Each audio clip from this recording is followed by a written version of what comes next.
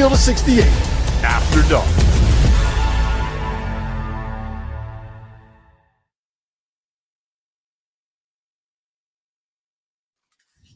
What is going on, everybody? Welcome to the Field of 68 After Dark, presented by BetMGM, alongside the coach, Matt McCall, one of the best to ever do it in a UNC uniform, Tyler Hansbrough. I am Sam Ravech. So great to have you with us here. This is a Monday night, November 17th. We'll call it a little bit of a light slate, but we got tons to talk about. Fellas, how we feeling tonight?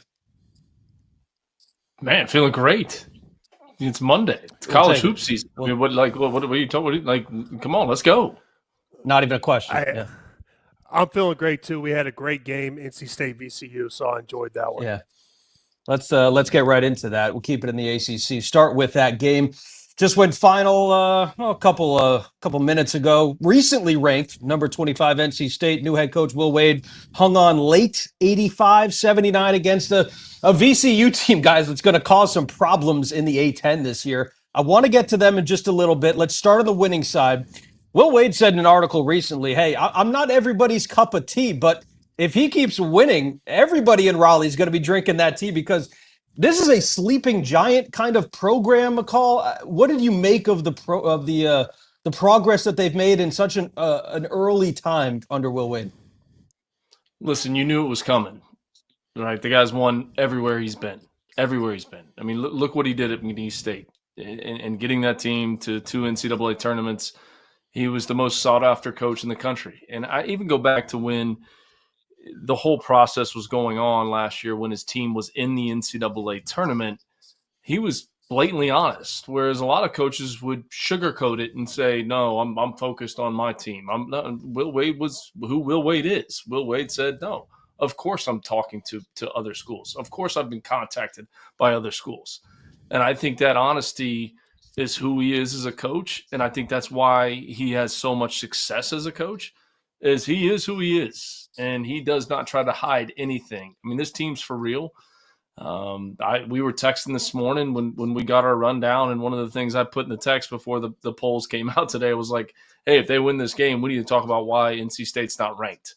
I think they should have been ranked before the season started, just because of this guy and every school he's been at, he's won. I took over for him at Chattanooga. We had a great roster once I got there. We added some pieces, but we were built to win, and he had a lot to do with that. So credit him. This is going to be fun to watch and transpire. I hope we get some rivalries within the ACC because of it. I hope Carolina-NC State becomes a rivalry. I hope NC State-Duke becomes a rivalry because that's what we need in college basketball right now, and he's going to bring that, no question about it. Tyler, UNC, NC State going to become a rivalry now? What do you think about that? It's already a rivalry. And I'll just say this. I like Will Wade for the same reasons McCall likes it. He doesn't sugarcoat anything. He's a straight shooter. And the way he says things and the way he delivers his message is contagious. And any fan base would build a lot of momentum when they have a coach like that. And I knew as soon as he went to NC State, he's going to turn that program around, and they're going to make deep tournament runs, and they're going to bring a lot to the ACC. And some of these rivalries that have had a lot of history, like Duke, North Carolina, get ready. There's going to be some great battles here in the ACC, and these rivalries are going to heat up.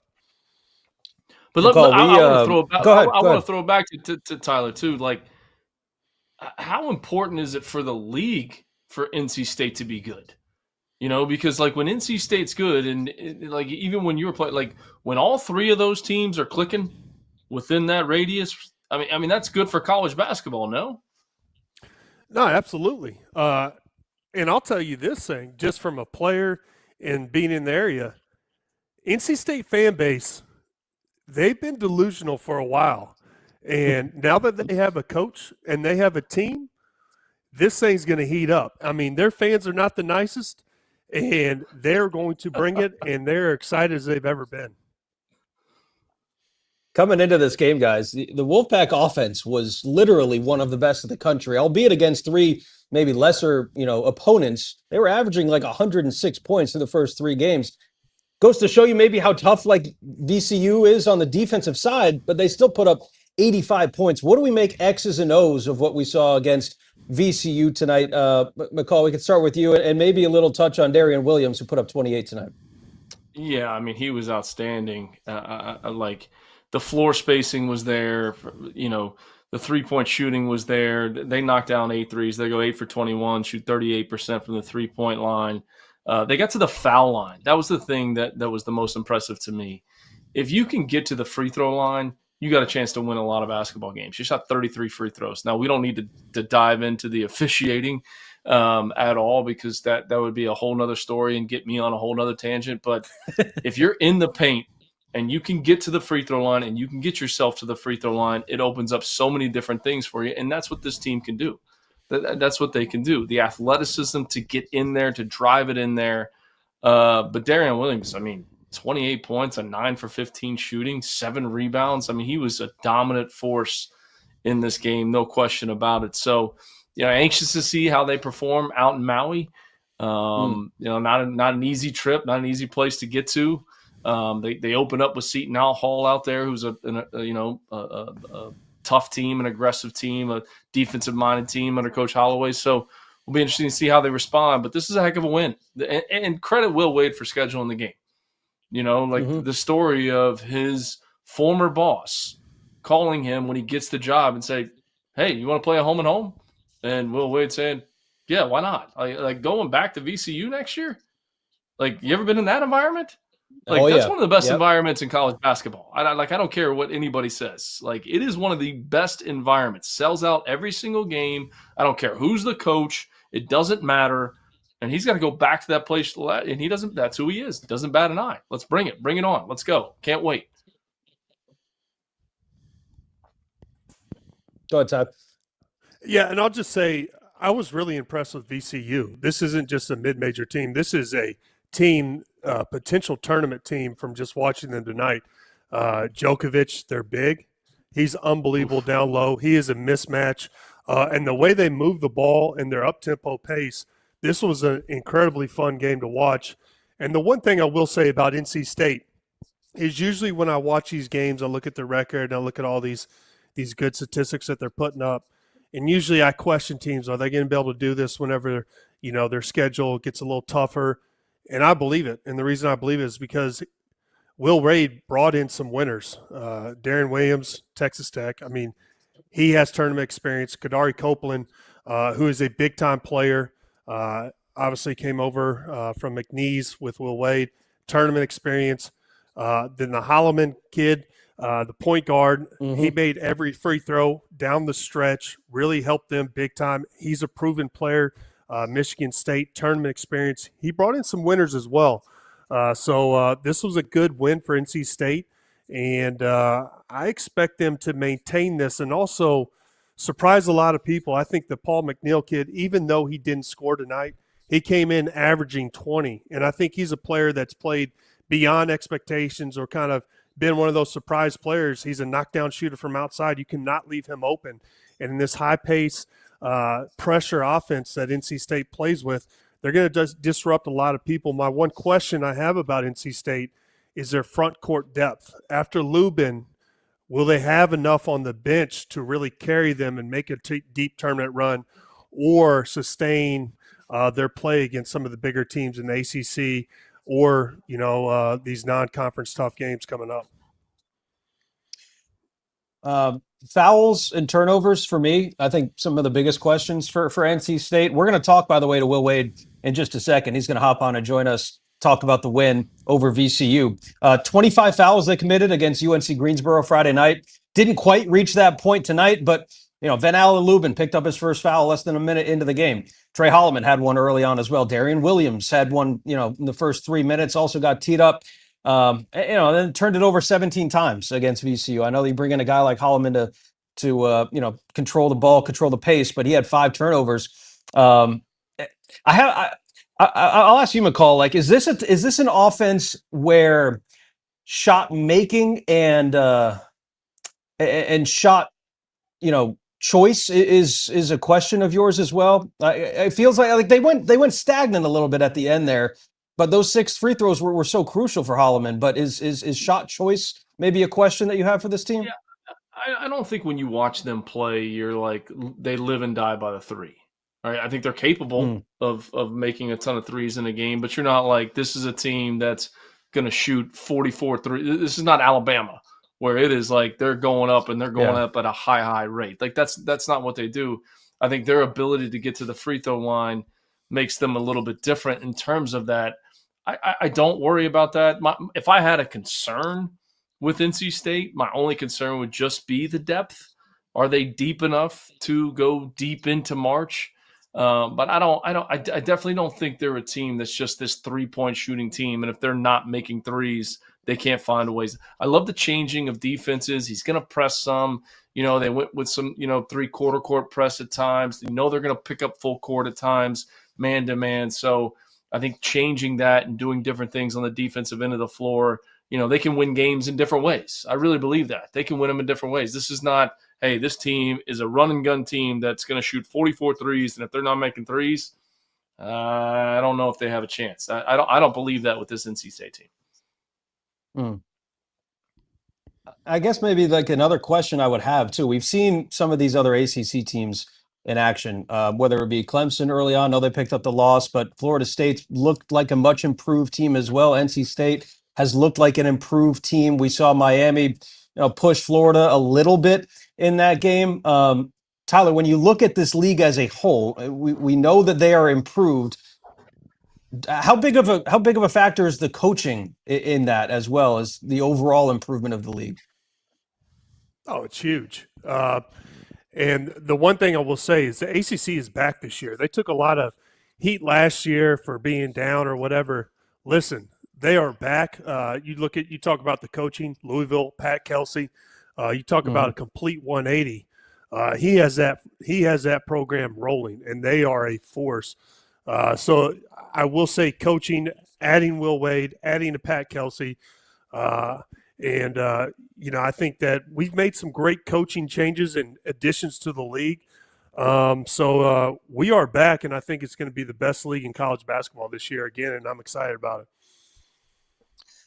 Let's go ahead and hear from the man himself. First year in Raleigh, head coach Will Wade joining us after the win.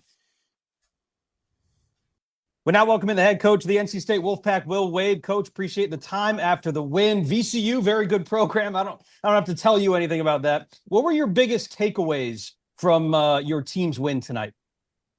I thought it was a good win. It was a quad 2 win. It's going to be on Selection Sunday. It'll look good.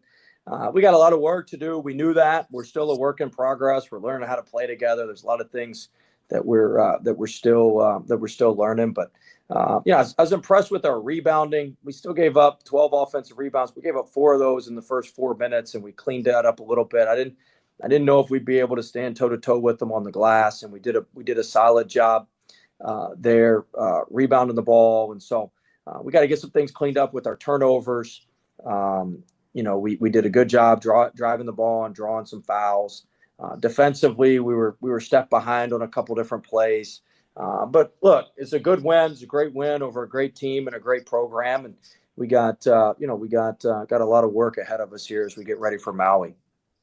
Coach, is it true? Now, you created so many memories as an assistant coach and as a head coach at VCU. You get the job at NC State. Your former boss. First off, you're wearing an honors course polo. That is impressive. If people don't know the honors course, I only wore it for you, Coach. I only wore it for you. Of course, outside Chattanooga, they have no idea what they're missing. Should have never left. Chattanooga, Coach. Should have never left. But when I left you a bunch of bums, so you were smart to get out of there. Coach, you get the job. Does your former boss call you? Is it true that he calls you and says, "Hey, do you want to play a home and home?" Is that how this series started? It was just a phone call with your former boss? He texted me and said, "Hey, do you want to play?" And I kind of ran the numbers, and I was like, you know what? This makes a lot of sense. So I was like, absolutely. I'll say this. We sent that contract at noon to VCU. I don't even know if they sent it through their legal office because we had that sucker back by like 3 that afternoon. It's like the quickest turnaround I've ever had on a game contract, that thing coming back at us. Hey, Coach, you're one of my favorite coaches in basketball at one of my least favorite schools.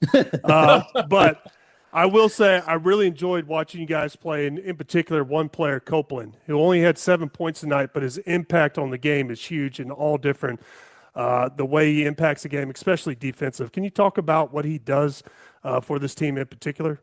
Yeah, I mean, look, he makes big plays. The steal at the end was huge. And then the smarts to save it to one of our guys, and our guy coming to meet the pass and meet the ball with two hands. I thought that was a big play. But biggest thing he does is he gives our guys confidence, man. Guys enjoy playing with him. Guys enjoy being around him. He's always talking. He's always in a solid mood. And so, our guys are really taken to him, and he makes winning plays.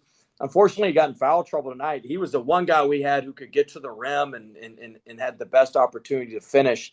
We just didn't get him enough opportunities to get to the rim. But really proud of him, and I think he's going to keep growing and keep getting better.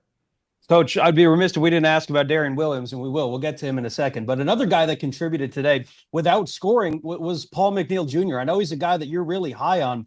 Struggled to find the bottom tonight, but he got you 9 boards and 3 assists. Talk about what he kind of means to your squad. Yeah, it was huge. It was his career high in rebounding. He had 8 defensive rebounds, which we needed every one of them. I mean, we were worried about our rebounding coming into the game, and so I felt like he did a phenomenal job there. And so it shows his growth as a player. I think it shows a lot of maturity, a lot of growth as a player. That look, the shots weren't falling. He got a clean look to start the second half. We ran a little set for him, see if we could get him going to start the second half. He just missed it. But he found other ways to contribute to winning. So that's what a great team's about. That's what a winning team's about, is to find guys that'll contribute to winning, find guys that'll do what we need to do to help us move the team agenda forward. And Paul did that for us tonight. He's not going to have many nights where he doesn't hit any threes. And for him to be able to help us win was critical.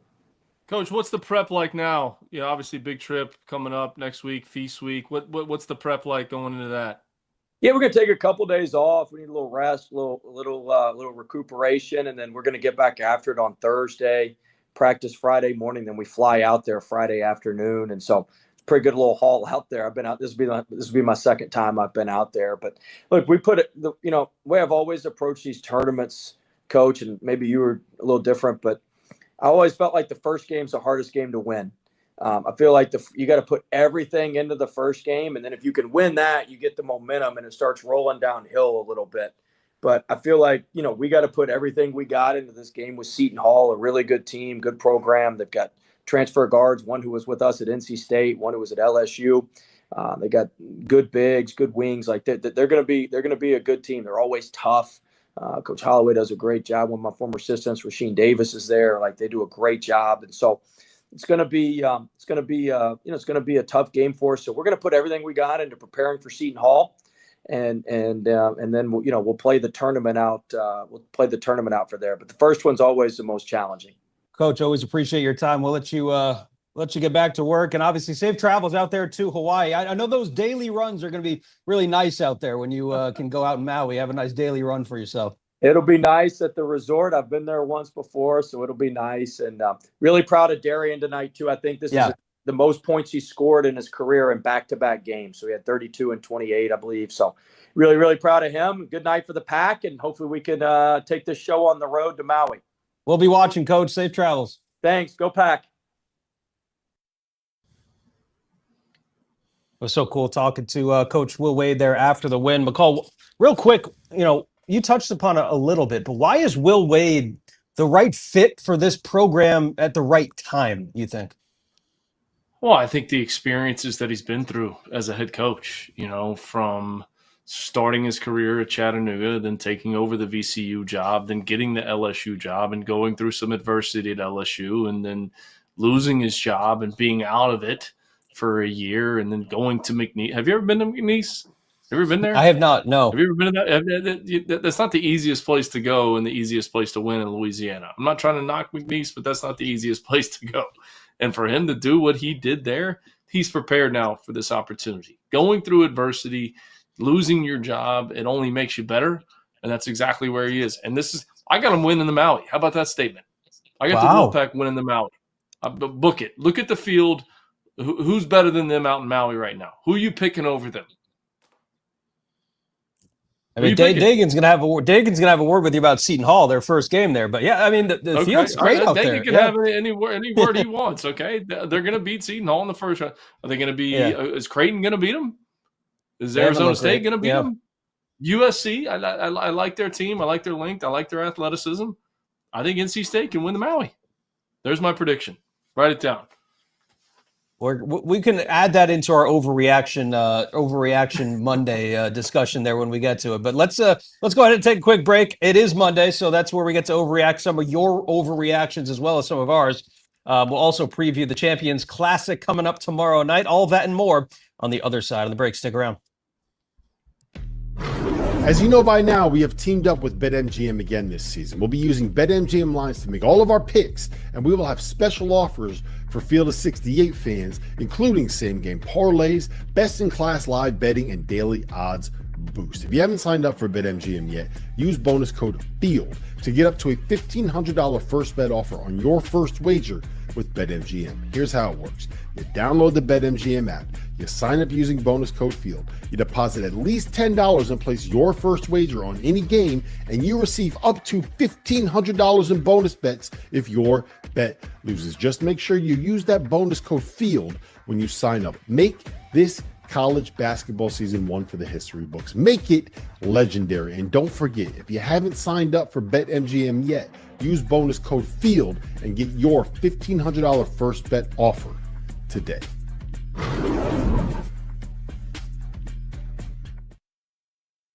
With media days and on-site events the last 2 months, travel for me has been crazy. Luckily, I had Huel. This month, Huel launched in Target stores nationwide. Both of their ready-to-drink products are now available. The Black Edition has 35 grams of protein, 27 essential vitamins and minerals, no artificial sweeteners, and is gluten-free for under $5 a meal. The Daily Greens Edition, which I have here, peach hibiscus flavored, was developed by registered nutritionists and dietitians with 42 vitamins and minerals and superfoods, with just 25 calories, 4 grams of fiber, and only 1 gram of sugar. When you're busy with work, travel, children, and just life in general, Huel makes sneaking in meals quick, easy, and most importantly, healthy. Pick them up in Target stores nationwide, or if you're a first-time customer, get 15% off your purchase with the promo code F68 at Huel. That's HUEL.com/F68.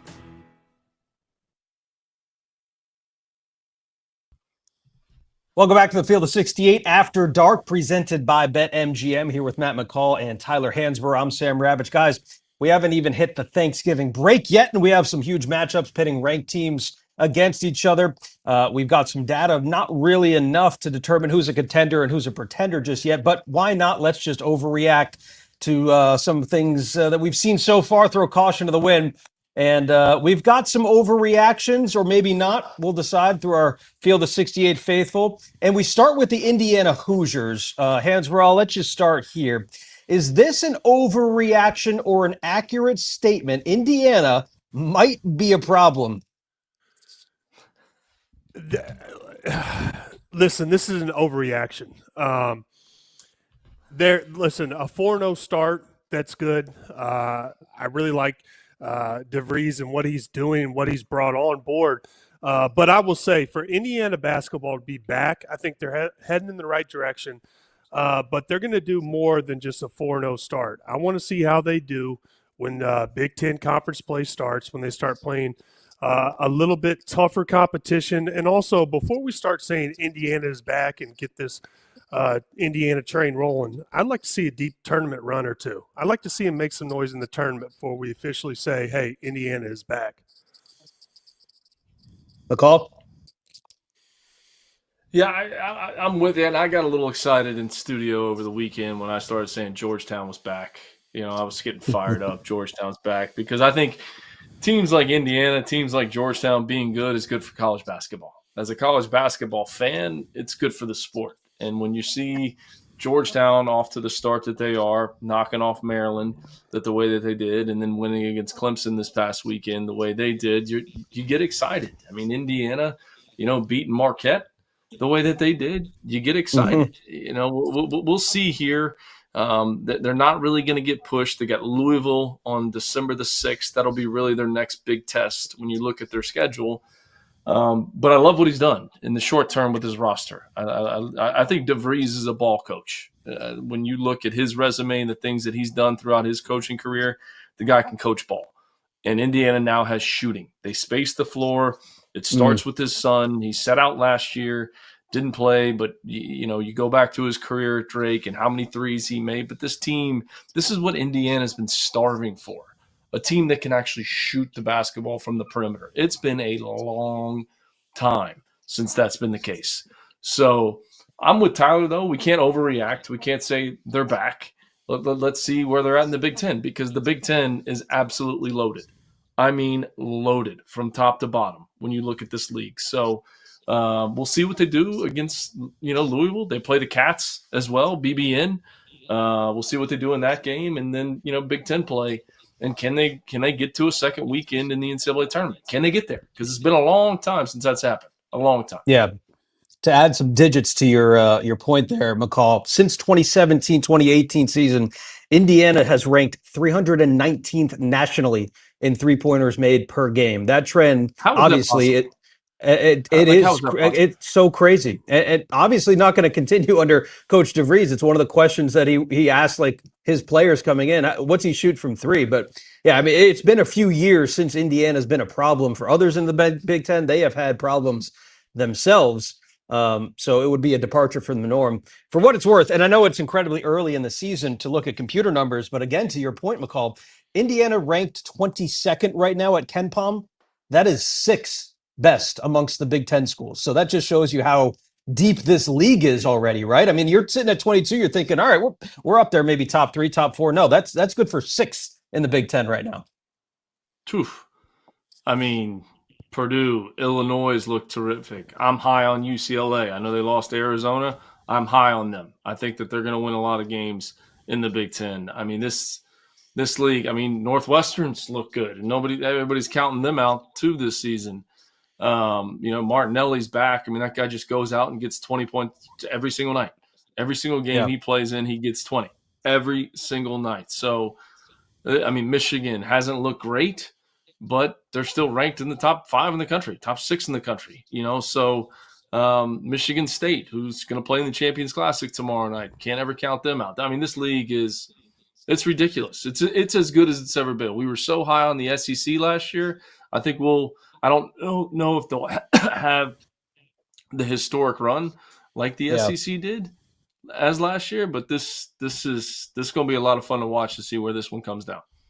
All right. So jury's still out on Indiana. We'll wait and see there. All right. We'll move on to the next overreaction here on Monday. We talked about this game already, but we didn't really dive super deep into what we think this NC State team can be come March. Is this an overreaction, Tyler? NC State will make a Final Four in year one of Will Wade, a.k.a. this year. Well, obviously, this is an NC State fan right here. And this is a typical NC State fan, like I talked about. Yes, this is an overreaction. They lack front court depth, which is a major concern. But I will say Elite Eight, I wouldn't rule that out. Sweet 16 wouldn't rule that out. They have veteran players with tournament experience, Darren Williams, Trey Holiday, and Copeland. They've all had a lot of tournament experience. They know what the tournament's about. And Will Wade can win in the tournament. We talked about him being a winner. And I do think that his style turns teams over. I think their defensive pressure and the way that they can throw multiple defenses at you and really mix things up, I think that disrupts teams. And I think a lot of teams aren't prepared for defenses that can do that, and they will turn the ball over. But my biggest question mark is their front court depth, and will they have a guy on the bench that they can rely on to add a lot of size and give them some good minutes when Van Allen Lubin needs a rest or is in foul trouble? Go ahead, McCall. Yeah, I mean, I already gave him the Maui Invitational crown. But I do think that a Final Four is a bit of an overreaction. I don't think they're in the same category as the top 4 teams in the country right now. They're not in the same category as Purdue. They're not in the same category as Houston. They're not in the same category as UConn. They're not in the same category as Arizona. Doesn't mean they can't beat them on a given night. I don't think that. But to put them in the Final Four, I think it's way too early for that. We'll see. We'll see what happens out in Maui. Texas is out there as well. Who do they match up with? Seton Hall's their first game, obviously. But to say that they're a Final Four team right now, I would say that's an overreaction. Will Wade has been such a great coach at so many different places. And I say this in the nicest way possible. He's an emotional coach. And Matt, you know this too. Tyler, you know this as well. That can be an asset for your team if you can use that emotion to your benefit. It can also serve as a deterrent at times when emotion gets in the way of things. Still early on in the year, I think NC State's going to be a very good team, but I saw a lot of emotions out there tonight. And whether that be, first big game in front of a home atmosphere, I want to see how this team controls emotions in big games, maybe against a UNC or Duke. We'll see. But this team's going to score points. But speaking of scoring points, Purdue can fill it up with the best of them.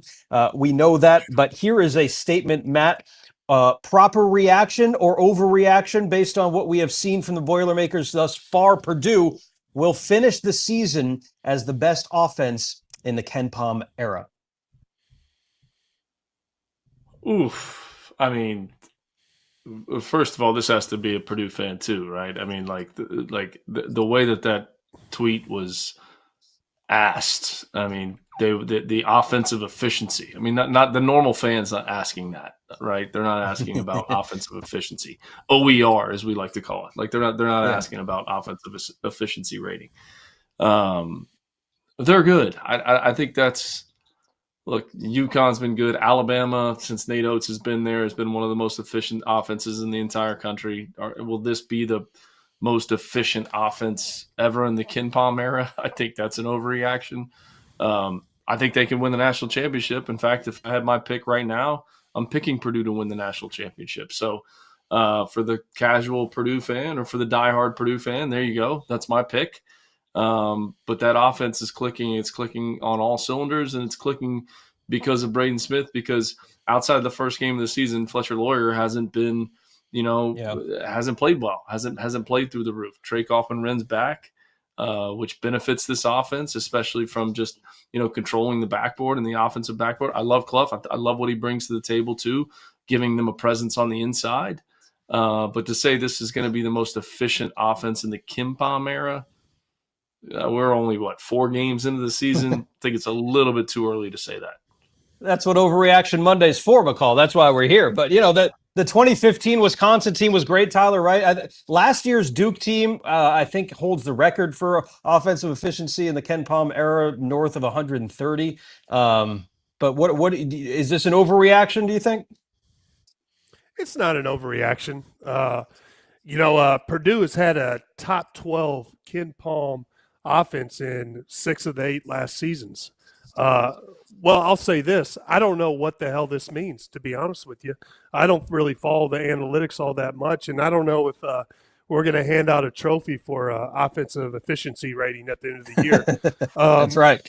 And I will say, once Big Ten starts, you're going to be going against Mick Cronin, UCLA. He knows how to coach defense. Tom Izzo, Michigan State, he knows how to coach defense. So the offensive efficiency rating is going to drop just a little bit playing in the Big Ten once you play against those top-tier defensive coaches. And also a lot of other schools that know your sets and know your play calls, they're going to scout you a little bit better. They're going to have a better scout than most of these teams that you're playing early.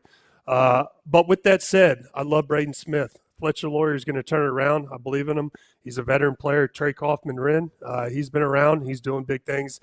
Purdue's going to be there, one of the best offensive teams in the country.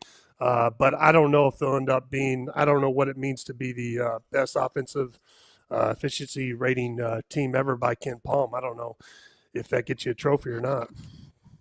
Didn't get Duke one last year. That's for sure. So if you guarantee me that Kaufman-Wren will stay healthy and Braden Smith is going to play like he did against Alabama, it's certainly possible that they could have the best offensive efficiency in the country. But will they win a national title? I think that's the bigger question there, and one that they would rather have. Well, the UConn Huskies have won 2 national titles in the last 3 years, but we have someone who doesn't think they're going to get past the first weekend of the tournament this year. Tyler, overreaction or proper reaction here. The UConn Huskies will not make the round of 32 this year. This is crazy. UConn is an absolute contender. Dan Wagon. Is that a Hurley, St. John's fan? Is that a St. John's fan? Must be. Was that like this is crazy. Was that Dagan? Did Dagan put that tweet out there? Is that his burner account? Was that Dagan's burner account? Listen, UConn is a force. I don't care what anybody says. Alex Caravan, he's playing well. Solo Ball is going to turn it around. I believe in him. Terrace Reed's going to have an unbelievable year. He's playing well. And also, all three of those players are national champions. So they know how to win. They have tournament success. They're veteran players. They have one of the best coaches in all of college or in all of basketball, in my opinion. They will be a contender, and they will make a deep tournament run. I fully believe in that. Yeah, like next question, like that's a complete under. Like what are we talking about here? Okay, they were up 44-2 on UMass Lowell, like 44-2, and like I'm not trying to knock my man Pat Duquette from UMass Lowell because he's a heck of a basketball coach and he's done a great job at that school. But 44, I don't care. It's a Division I game. Like are you kidding me? And then Coach Hurley, the way he was coaching the second half of that game, up 40. Come on, man. To think they're not going to get out of the first weekend. Next question. Hurley was challenging calls there in the last second there. Yeah, like come on. Next question. I will say last year's UConn team was flawed. They didn't have a point guard. They were porous on the defensive side, and yet they still only lost to the eventual national champions by 2 points, as you know, McCall, in the second round. This year, they have a point guard at Silas Demery, as we found out against BYU, and a backup in Malachi Smith. The defense is better. I'm also just going to assume that UConn is not going to be on that 8-9 line. So I don't think they're going to play a 1 seed in the third round of 32. No chance. They're deep. You know, Tyler just hit on Caravan. He's been there. He's won national championships. He knows what goes into winning. Their coach is one of the best in the game. You bring up Malachi Smith. People forget how good he was as a freshman. I mean, I remember it was my last year at UMass. I had to see it firsthand for him at Dayton. And then he battled injuries the next few years. He's back. He's healthy. They bring him in. They bring him off the bench. He impacts the games. He impacts winning. This team is for real. Solo Ball. I mean, I think he shot 10 threes the second game of the season. He was like 3 for 10. Like he's going to have a game where he makes 8 and going to go off. This team, they're going to guard. They have their coach's mentality in terms of toughness. If they don't get to a Final Four, I'd be shocked, in my opinion. Look at their schedule coming up too, right? I mean, they're going to be tested. They got one of the toughest non-conference schedules. Yeah. They're going to. He wants all the smoke. Bring it on. That's the way Coach Hurley is. Bring it on. Yeah, we'll find out a lot about the UConn Huskies and plenty more teams over the course of the next couple of weeks, including number 17 Michigan State, number 12 Kentucky, number 24 Kansas, and number 5 Duke. They are all battling it out at the Champions Classic, tipping off tomorrow inside the Garden. Tyler and Matt are going to have their thoughts when we come back on the other side of the break. As you know by now, we have teamed up with BetMGM again this season. We'll be using BetMGM lines to make all of our picks, and we will have special offers for Field of 68 fans, including same-game parlays, best-in-class live betting, and daily odds boost. If you haven't signed up for BetMGM yet, use bonus code FIELD to get up to a $1,500 first bet offer on your first wager with BetMGM. Here's how it works. You download the BetMGM app. You sign up using bonus code FIELD. You deposit at least $10 and place your first wager on any game, and you receive up to $1,500 in bonus bets if your bet loses. Just make sure you use that bonus code FIELD when you sign up. Make this college basketball season one for the history books. Make it legendary. And don't forget, if you haven't signed up for BetMGM yet, use bonus code FIELD and get your $1,500 first bet offer today.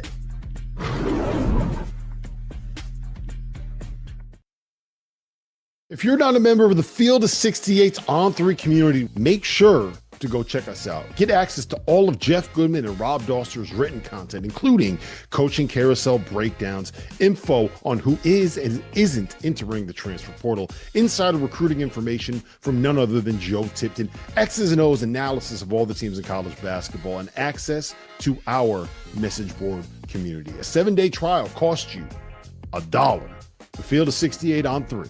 Get the scoop. Are you trying to follow everything happening in college basketball? It can be overwhelming. That's where the Field of 68 Daily comes into play.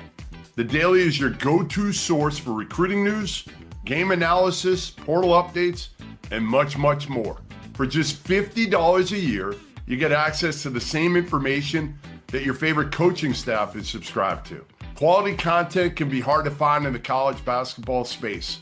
The Daily is here to help. Make sure you subscribe today.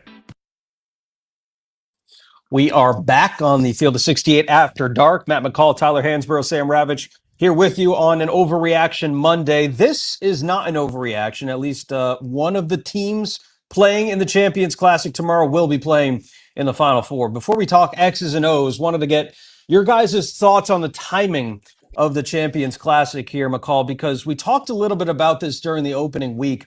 But the Champions Classic used to be played on opening night. It was a whole ordeal, at least it was from 2018 to 2021. But since then, it has been moved later into the second week of the season. This week, it's the third, or this year, it's the third week of the season. Do you think that the sport of college basketball misses an opportunity by not showcasing their best teams against each other on opening night? Yes, I do. I mean, you look at our opening night this year, Florida, Arizona was a high-level game.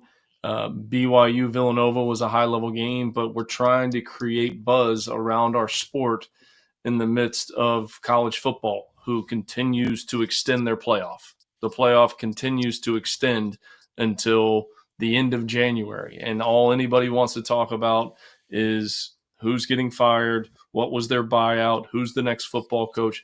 We got to create more excitement around our game because we have arguably one of the best freshman classes that we've seen in a very, very long time in our sport. A very long time. I mean, you can go down the list. I mean, nobody's talking about Nate Amin at Tennessee right now, and he's getting over 20 points per game. That's another freshman. So how can we create more excitement? It's these matchups. It's Purdue going into Alabama. I love the Champions Classic. I think it's amazing. It's also a neutral site game. Like when you get these home and homes with these teams, when you get Purdue going into Alabama, when you get Alabama going into the Garden and playing against St. John's, I mean, that's a home game for St. John's. That's not a neutral site game. That's a home game for them. Those are the games that we have to have early in the season to create more buzz because the college football playoff, it's only going to expand. It's only going to get bigger. How can we get more excitement around our game? If you turn on SiriusXM, and I do a ton of work with them, Channel 84, what is it about right now? College football. Every single show that you're listening to, it's about college football. How do we create more excitement around college basketball this time of year? It's playing better games. And for these coaches that are established, they're not worried about job security. They know that they have a job next year, regardless of how many games they win. And we gotta get those matchups, and we gotta get them on TV so everybody can tune in, so we can come on the Field of 68 and talk about them afterwards because we need more buzz. We need more buzz. I mean, the Super Bowl and the college football playoff, it's not going anywhere. It's only going to get bigger, and it's only going to extend, and then people will start tuning into basketball in February. No, not if you have Kansas, North Carolina. People will tune into that game. People watch that game. Like Alabama and Purdue, people watch that game. How do we get more of those matchups? So I think having the Champions Classic the first night of basketball season is a win. No doubt about it. Well said. I agree completely, though. Tyler, any thoughts to add there? I agree. And this is an absolute no-brainer. I think McCall kind of nailed this one. I will say a lot of people are talking about the Louisville-Kentucky game being played just a little bit early. That was one of the best games all year. And we have one of the best freshman classes in the history of college basketball. We need to be able to showcase that. Nobody's tuning in to watch North Carolina plays Central Arkansas. Nothing against Central Arkansas, but they tune in when we play Kansas. They tune in when Louisville plays Kentucky.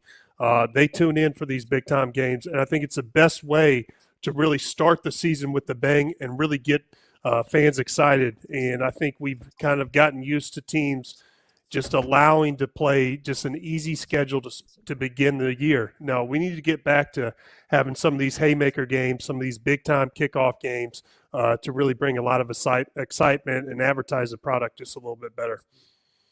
Yeah, I don't know. Whoever's making those decisions needs to just listen to the last 2.5 minutes there, because you guys made the point perfectly as to why we need to move the Champions Classic back to opening night. But let's get into some of these games here now that we do have the Champions Classic tipping off at the Garden tomorrow night. Number 17, Michigan State. Number 12, Kentucky. That'll be a 6:30 p.m. tip on ESPN.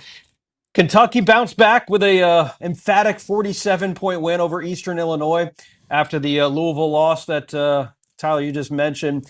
Eastern Illinois, a sub-300 team at KenPom. Michigan State is 33. These two meeting for the 27th time tomorrow night.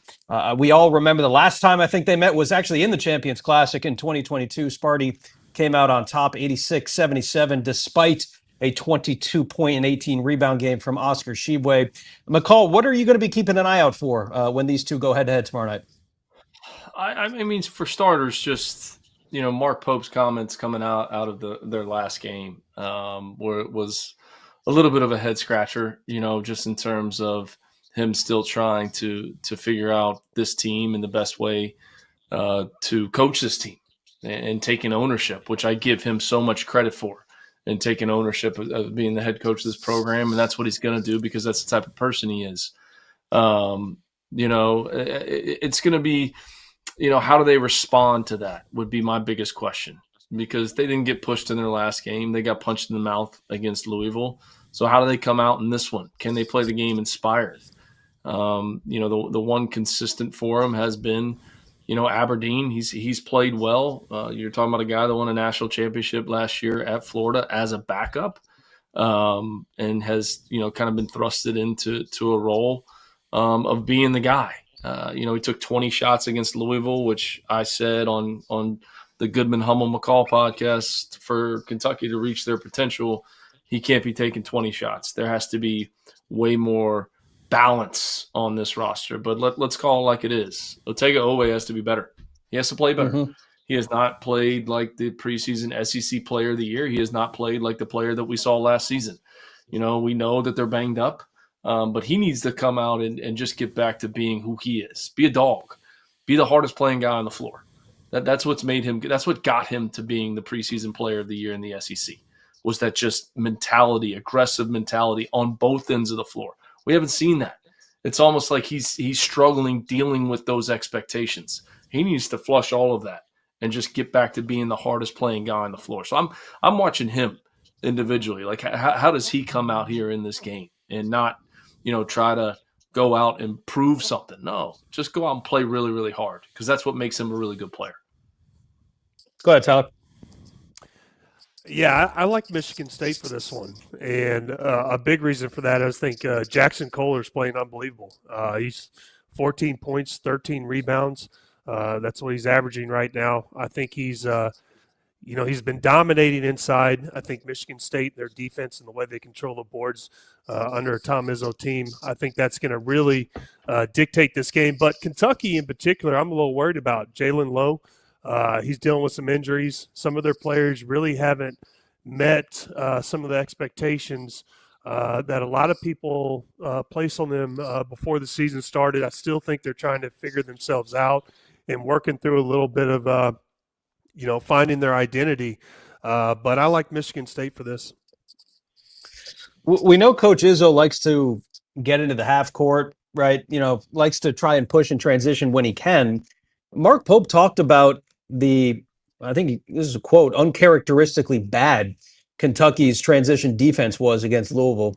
Kentucky's got the players probably to run with Sparty, but and maybe even have the advantage in that department there if they can pick up full court. I want to get your thoughts on something Tom Izzo said earlier in the week. He was really kind of critical of his team after a 19-point win over San Jose State last week. He said they would get blown off the court if they played like that against Kentucky. But he said something interesting in comparing one of his players, Jeremy Fears Jr. He said he can be the next Mateen, as in Mateen Cleaves. And we all know just how much Mateen means to Tom Izzo. That's kind of a huge deal for him to say that and make that comparison, right? Yeah, I mean, are you kidding me? You're talking about one of the best players to ever play at Michigan State. I mean, the last national championship in the Big Ten was this guy running the point when they knocked off the Florida Gators in that national championship game in 2000. So, I mean, that's a heck of a statement from your coach. I think he's trying to inspire him a little bit with a statement like that, being critical of his team's performance coming out of that game. They haven't really been pushed. I mean, the Arkansas game was close. It was a one-possession game, but he wants to go up there and win this game. There's no question about it. I mean, one of the best to ever do it in college basketball. And for him to make that statement about his guard, that's a heck of a statement about one of the best players, if not the best player outside of Magic Johnson to play at Michigan State. Right. And now hopefully healthy and will stay healthy too for that Michigan State team. All right, we'll move along here. By the way, folks who are in the YouTube chat, please hit us with some of your comments, questions, concerns. We're going to do a short afters segment when we wrap up here in about 9 minutes, but we will talk a little bit about number 24, Kansas, number 4, Duke. That's going to follow the Michigan State and Kentucky game. Look, Duke, slow start against Indiana State Friday night before they put up 100 and won the game going away. Story of the night, freshman phenom Cam Boozer put up 35, second most ever by a Duke freshman. Kansas has a pretty good freshman of their own in Darren Peterson. Only issue is, based on some of the comments from his head coach, he likely won't be playing. McCall, I'll let you get the first crack at this one as well. What are you taking a peek at here? Yeah, obviously, if he's not playing, that changes the completely, dynamics of this game.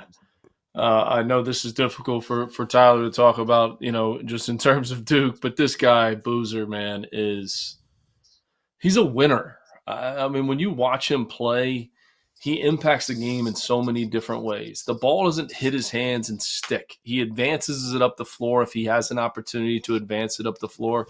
He plays with the physicality on the inside like no other. I mean, this is one of, if not the best freshman class that we've seen in the last 20 to 25 years. There's no question about it. And it's led by him. I'm not saying he's going to have the best pro career. I don't know. I don't have a crystal ball to see that. But the way that he impacts his team, to see him as a freshman in huddles, leading the huddles, and talking to his teammates and talking about what coverage are we on in defense, or what we have to do, or we need to get 3 stops in a row, whatever it may be. Well, that just doesn't happen. I wish Peterson was playing. I'd love to see these two match up. But I mean, you have to give Duke the edge without Peterson. Kansas is still working through some kinks. You can clearly see that. But when you watch Boozer play and the impact that he has just on winning is super impressive for a freshman. Outside of his dad, McCall, who does he remind you of? Like, is there a comp that folks can maybe cling to with a Cam Boozer? Man, that's a great question.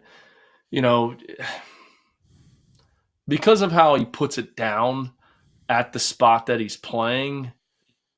I mean, T, what do you think? I mean, who would you compare him to? I mean, he's not a power forward.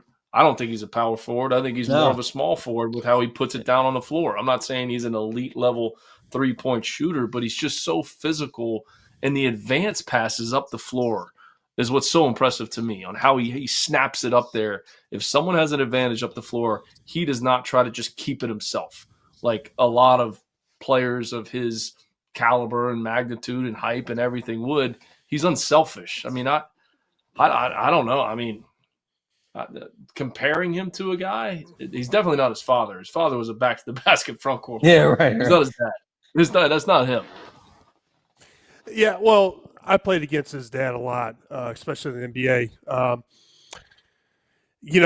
He's different from his dad. His dad was really good at getting angles in those deep sill duck ends. He's not quite that player.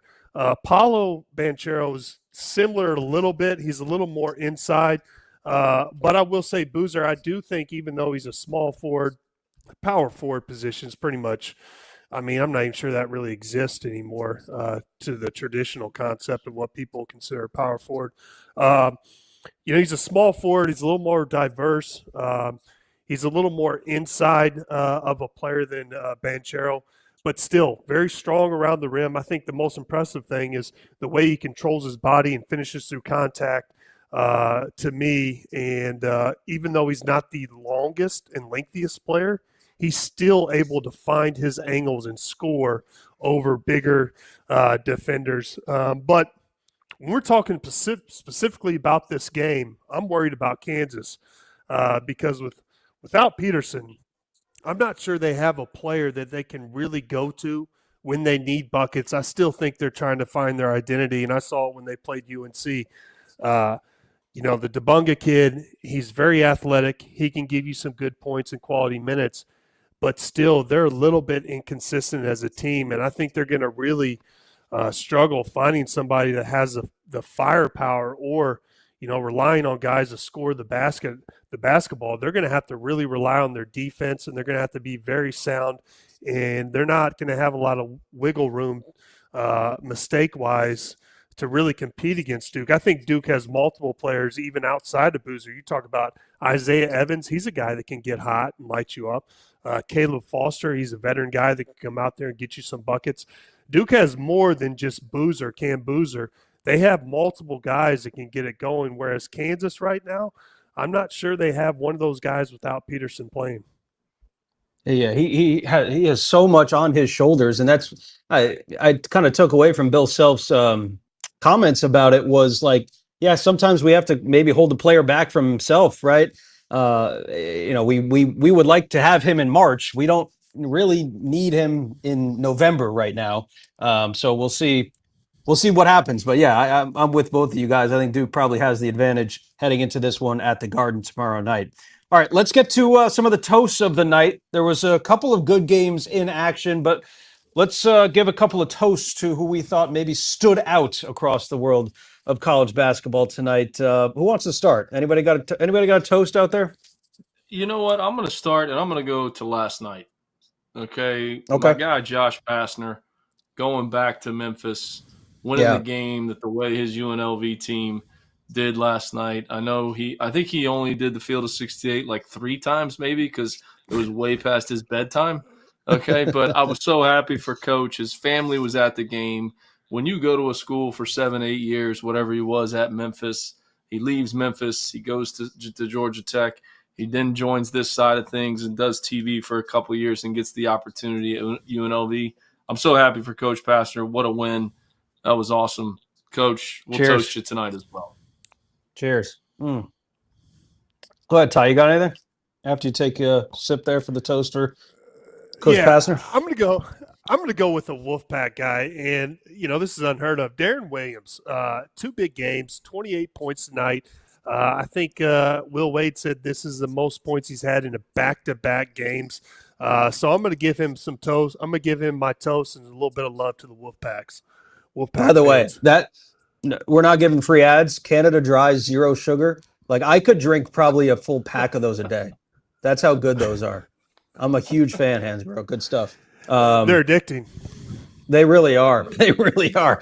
All right, I'm going to give a toast to the Colgate Raiders. Had a team on the ropes tonight. I think there was like a minute there on Friday night. They maybe had Illinois on the ropes, but tonight, Siena, half-court shot for my guy Jalen Cox at the buzzer.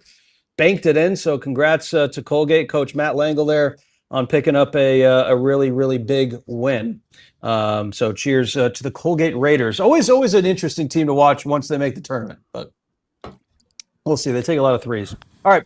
Again, hit us in the comments. We're going to have a little bit of an afters coming up on the other side. We'll get to some things that maybe we did not touch upon. Tell us where we were right, where we were wrong in the show.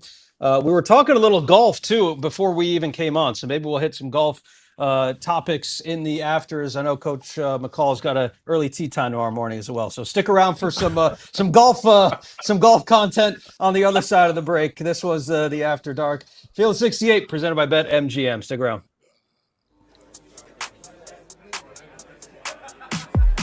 These my DJ Burns things I had for That was like taking them into the depths of Alaska and just dropping them off. The first person that's gonna die got to be one of the black guys. We're not gonna make it to the end of the movie.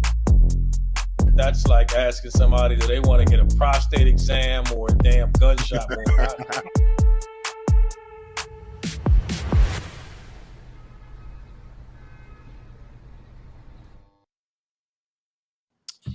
This is the Afters as we continue here on Field of 68 After Dark. Coach McCall, Tyler Hansbrough, I'm Sam Ravech.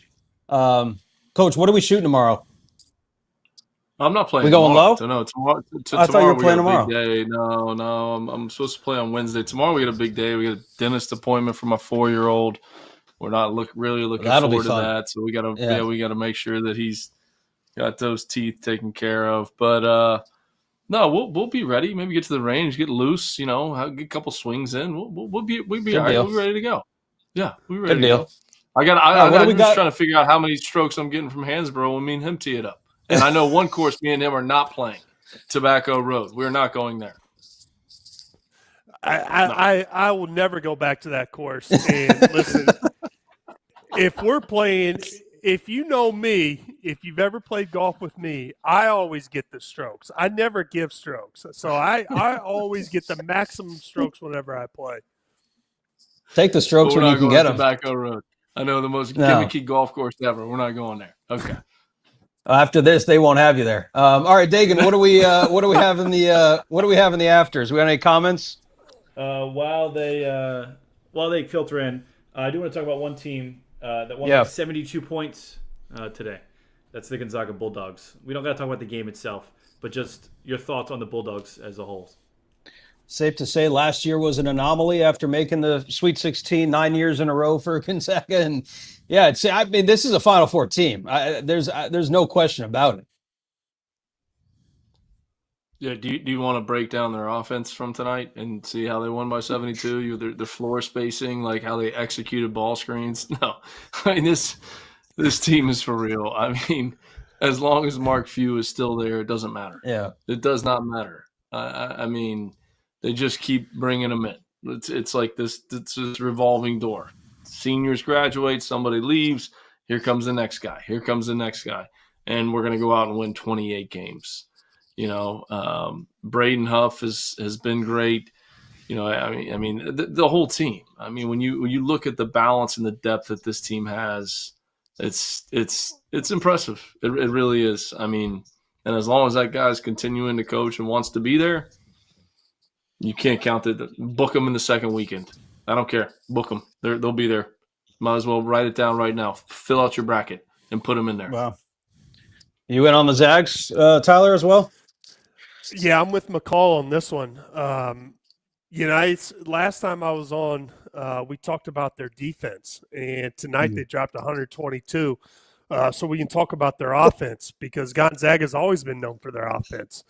They just happen to have a good defensive team. So they're a real contender this year. They're definitely impressing me.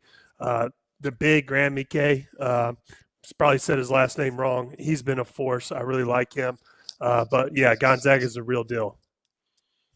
That conference is also getting better. And we saw that a little bit last year. But, the West Coast Conference, I think you make a case to be too bid league there. Santa Clara's better. San Francisco's good. Pepperdine, I'm wearing alma mater's getting a little bit better. So we'll see what Gonzaga has in store for that conference again this year. I'll say this too, like Tyon Grant Foster.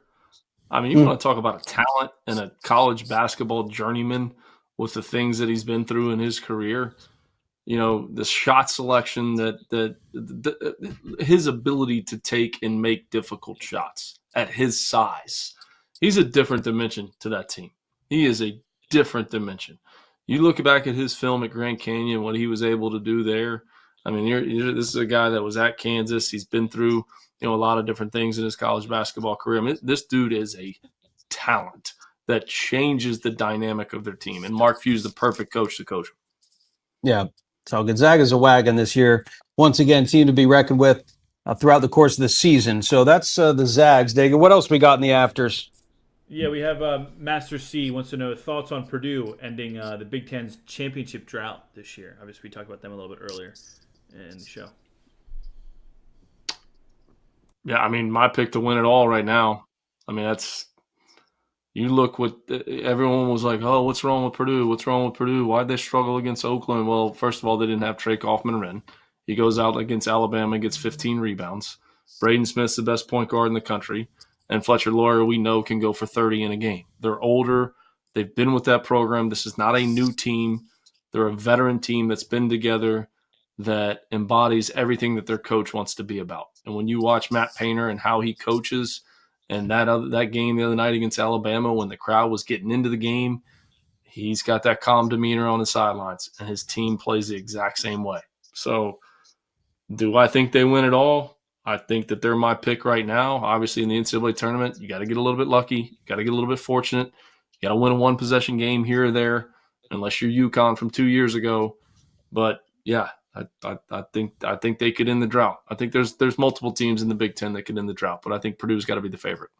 Yeah, that's what I was going to say, Tyler, too, in there. Like, Purdue may not win their own conference, but they may win the tournament. Like that, I think that's how good the Big Ten is this year. I would not be surprised if we're sitting here, second weekend in March and Purdue finishes second or third in the Big Ten. Maybe I would be surprised if they finish second or third in the Big Ten, but like that's certainly plausible. And I could easily see them going in the tournament, making a run and winning the whole thing. Like that wouldn't be surprising either. No, I mean, first of all, Matt Painter's probably my favorite coach in college basketball. I've always been a big fan of him. He does go inside a lot, so I like that. But the drought ends this year, and McCall picked him to win the whole thing. I'm going to pick him to win the Big Ten. It's no shocker there. They are probably the odds-on favorite to win the Big Ten. I think the drought ends. It's just a matter of time. Painter's too good of a coach. They have too much talent. They have too many veteran players. I think they get it done this year. Who's a sleeper in this conference this year, McCall, that might leap up and get somebody that nobody's expecting? Oof, you can't call UCLA a sleeper. I mean, Northwestern to me with Martinelli, Chris Collins is a really, really good basketball coach. I mean, this is a program that's never been to the NCAA tournament before he got there, and he's taken them to 3 tournaments. And Martinelli, I don't care who they're playing against, he still goes out and gets 20 points per game. That's not an easy out by any means playing against that team. And I like USC. I like the athleticism. I like what Muss was able to do in the transfer portal. I don't love Baker Mazara's shot selection all the time, but for whatever reason, he takes difficult shots and they go in. It's just, they're athletic, they're big, they're strong, they're physical. Muss did a good job in the transfer portal this year. So don't count out the Trojans either. Love that. All right, Dagan, we got one more? Yeah, we got one more. I'm going to be a little bit of a homer here. We talked about this a little bit before the show. Here we go. Just your thoughts on the Big East. How many teams does the Big East get in the NCAA tournament this year? Oof. I'll say 3. 3 and tell me I'm wrong. I don't know that I can right now. We've seen Creighton struggle. They're still trying to figure out, life without the big fella. Like that, they're trying to figure that out. We've seen Marquette lose at home to a Maryland team that lost to Georgetown. Yeah, I mean it's UConn, it's St. John's, and it's Georgetown right now. And who's the fourth? Like who are you putting there in that 4th spot? You don't know. I mean I can't argue that it's a 3-bid league right now. I can't. Ty? Yeah, I'm with you. I mean, we talked about Georgetown being back, maybe their tournament team. You can say UConn's definitely a tournament team. St. John's definitely a tournament team. I believe in Creighton. I think Creighton's going to be a tournament team when it's all said and done. So I would say 3, possibly 4 if we're going to still jump on the Georgetown bandwagon. So we'll see. Yeah, definitely. But if I put the line at 3.5 Big East teams to make the NCAA tournament, you would take the under right now? I'm saying 4. I'm saying 4. Okay. All right, very good. 4 teams get in from the Big East. We will see. A lot of really great action tomorrow night. Again, Champions Classic tipping off 6:30 Eastern time in the Garden. Those games are going to be great. As always, After Dark, we'll have you covered after those that game goes final between Kansas and Duke. For Tyler Hansbrough, Coach Matt McCall, I am Sam Ravech saying thank you so much for watching Field of 68 After Dark, presented by BetMGM. Have a great, great rest of your night, everybody.